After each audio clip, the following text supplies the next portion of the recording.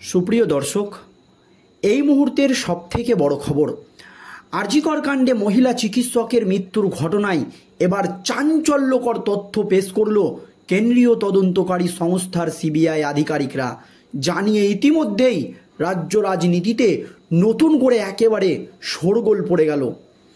দর্শক, আর.জি. কর কাণ্ডে দ্বিতীয় স্ট্যাটাস রিপোর্ট দেখে একেবারে চমকে উঠেছিলেন সুপ্রিম কোর্টের প্রধান বিচারপতি DY চন্দ্রচূড়।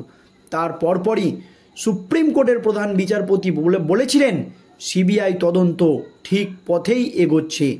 আর এই আবহে আবারও সুপ্রিম কোর্টে তৃতীয় স্ট্যাটাস রিপোর্ট জমা দিয়েছে কেন্দ্রীয় তদন্তকারী সংস্থার সিবিআই আধিকারিকরা। আর সেই রিপোর্ট দেখে একেবারে চমকে ওঠেন সুপ্রিম কোর্টের প্রধান বিচারপতি DY চন্দ্রচূড়। এবং সুপ্রিম কোর্টের প্রধান বিচারপতি DY চন্দ্রচূড়ের পর্যবেক্ষণ ছিল, চশমা পরে কিভাবে মৃত্যু হলো ওই নির্যাতিতা মহিলার। কেউ কি চশমা পরে ঘুমিয়ে থাকে? কিভাবে চশমার কাঁচ মহিলার চোখে ঢুকলো, এই প্রশ্ন তুলে দেন সুপ্রিম কোর্টের প্রধান বিচারপতি DY চন্দ্রচূড়। নাকি নির্যাতিতা মহিলাকে ধর্ষণ করে খুন করে চশমা পরিয়ে দেওয়া হয়েছিল বা চশমার কাঁচ ঢুকিয়ে দেওয়া হয়েছিল চোখে। চোখ দিয়ে রক্ত কিভাবে বেরোচ্ছে, একাধিক ক্লু কিন্তু তুলে দিয়েছিলেন সুপ্রিম কোর্টের প্রধান বিচারপতি DY চন্দ্রচূড়। আর তৃতীয় স্ট্যাটাস রিপোর্ট দেখার পরই একেবারে তেড়ে ফুঁড়ে অ্যাকশন শুরু করেছে কেন্দ্রীয় তদন্তকারী সংস্থার সিবিআই আধিকারিকরা। আর এবার সিবিআইয়ের জালে 40 জন চিকিৎসক, থ্রেট কালচার, আর.জি. কর কাণ্ড, 40 জন চিকিৎসকের বিরুদ্ধে এবার প্রমাণ মিলেছে। একেবারে জানিয়ে রাজ্য রাজনীতিতে নতুন করে শোরগোল পড়ে গিয়েছে। আর.জি. কর মেডিকেল থ্রেট কালচারের অভিযোগের তদন্ত রিপোর্ট পেশ। অধ্যক্ষের কাছে রিপোর্ট পেশ করল তদন্ত কমিটি। রিপোর্টকে তিনটি ক্যাটাগরিতে ভাগ করা হয়েছে। অভিযুক্ত 59 জনকে, এর পাশাপাশি 13 জন চিকিৎসকের বিরুদ্ধে পৃথক তদন্ত কমিটি গঠনের সুপারিশ করা হয়েছে কমিটির তরফে। কি রয়েছে সেই রিপোর্টে? তদন্ত কমিটির এই রিপোর্ট অধ্যক্ষের কাছে জমা করেছেন অভিযুক্ত 59 জনের মধ্যে অধিকাংশই ইন্টার্ন, হাউস স্টাফ ও জুনিয়র ডাক্তার। রিপোর্ট অনুযায়ী 40 জনের বিরুদ্ধে পুরোপুরি অভিযোগের সত্যতা পাওয়া গিয়েছে। 14 জনের বিরুদ্ধে অভিযোগের প্রমাণ অনেকাংশেই পাওয়া গিয়েছে। সেক্ষেত্রে আরও অনুসন্ধান করতে হবে। তবে বাকি 5 জনের ক্ষেত্রে অভিযোগের প্রমাণ খুবই দুর্বল।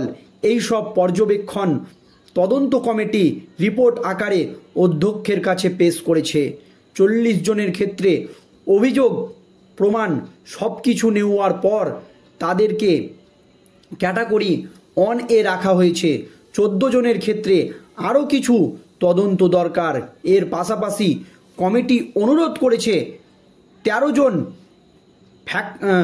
ফ্যাকাল্টি যাদের বিরুদ্ধে থ্রেট কালচারে যুক্ত থাকার অভিযোগ জমা পড়েছিল, সেই তদন্ত করার জন্য আরও একটি ক্ষমতাশীল কমিটি গঠন করা হোক।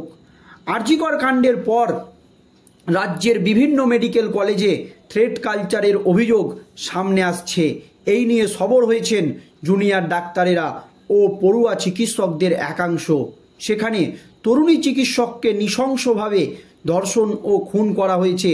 আর সেই আর.জি. কর মেডিকেলে থ্রেট কালচারের অভিযোগে 59 জনকে জিজ্ঞাসাবাদ করেছে তদন্ত কমিটি। এরই মধ্যে বীরভূমের রামপুরহাট মেডিকেল কলেজের অধ্যক্ষ করবী বড়াল, প্রাক্তন ডিন কৌশিক কর এবং সহকারী অধ্যাপক ও প্রাক্তন ডিন স্বরূপ সাহার বিরুদ্ধে থ্রেট কালচারের অভিযোগে সরব হয়েছেন পড়ুয়াদের একাংশ। এক্ষেত্রেও আর.জি. কর মেডিকেলের প্রাক্তন অধ্যক্ষ সন্দীপ ঘোষ ঘনিষ্ঠ অভিক দে, বিরূপাক্ষ বিশ্বাস, মুস্তাফিজুর রহমান, সৌরভ পালের মতো নাম জড়িয়েছে। অভিক দে ও বিরূপাক্ষ বিশ্বাস ঘনিষ্ঠ TMCP ইউনিটের সদস্যের পরীক্ষার নম্বর বাড়িয়ে দেওয়া, পরীক্ষা হল থেকে কে কোথায় বসবে টিএমসিপি সদস্যদের সেই সুবিধা পাইয়ে দেওয়ার সহ একাধিক অভিযোগ স্বাস্থ্য ভবনে চিঠি দিয়েছেন রামপুরহাট মেডিকেল কলেজের পড়ুয়াদের একাংশ। তবে 40 জনের বিরুদ্ধে মিলেছে প্রমাণ।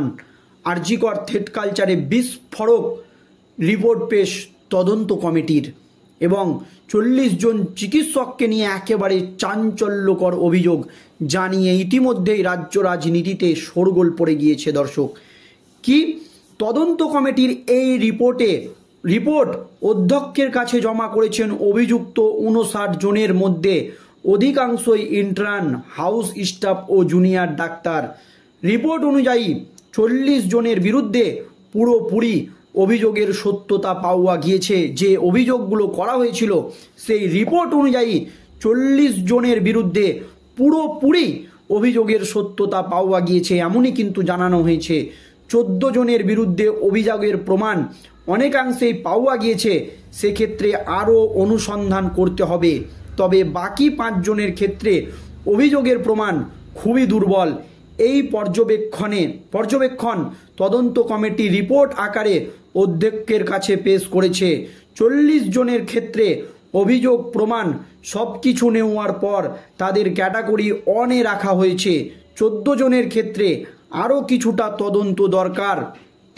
এর পাশাপাশি কমিটি অনুরোধ করছে 13 জন ফ্যাকাল্টি যাদের বিরুদ্ধে থ্রেড কালচারে যুক্ত থাকার অভিযোগ জমা পড়েছিল সেই তদন্ত করার জন্য আরও একটি ক্ষমতাশীল কমিটি গঠন করা হোক।